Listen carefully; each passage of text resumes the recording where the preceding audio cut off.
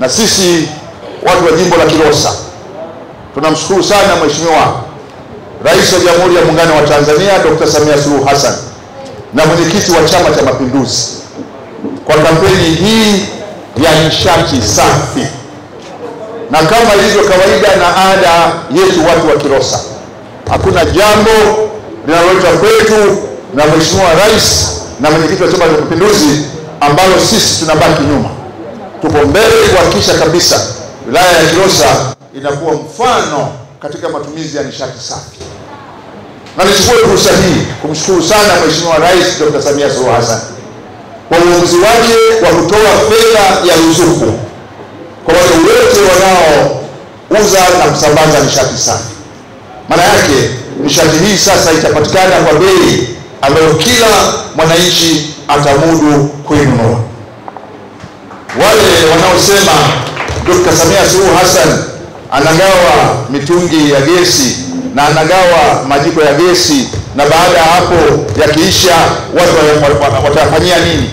Yakiisha watu wataweka tena gesi, kwa sababu ametoa ruzuku ili kuhakikisha bei ya gesi inapatikana kwa bei kuu.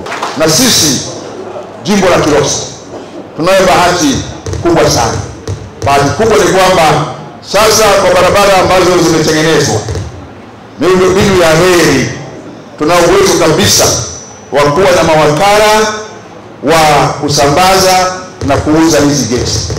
Kwa hiyo nawahamasisha ndugu zangu katika maeneo mbalimbali ya jimbo la Kilosa, kwa wakati mwafaka wale wenye uwezo nitawaunganisha na makampuni haya ambayo yanauza na kusambaza gesi.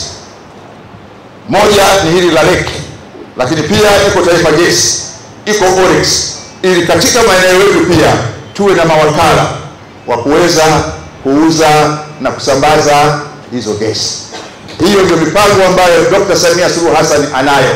Hagawi mitungi ya gesi ili baada ya hapo ibaki kuwa mapambo. Amekushaweka mtandao, na sasa katika jambo hili nyinyi kama watu binafsi, wale ambao wanadhani wanaweza kuwa mawakala, basi nitawaunganisha na makampuni hayo. Hapa Kilosa mjini hatuna shida, sababu wote mnafahamu mahali ambapo mnaweza kwenda kuipata hii mitungi. Kisha unarudisha, unachomoa tu ile jiko lako la juu, mtungi unarudisha, unapata mwingine. Kwa hiyo sasa hii itakuwa ni zoezi nini?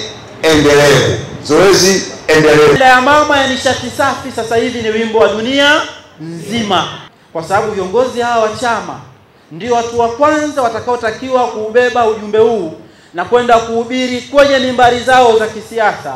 Lazima ushuhuda wa dhamiri ya Mheshimiwa Rais uanzie kwetu. Sasa kwa utaratibu ule ule, Mheshimiwa Kabudi akaona akutane na viongozi wakuu wa chama chetu na jumuiya zetu za Chama cha Mapinduzi.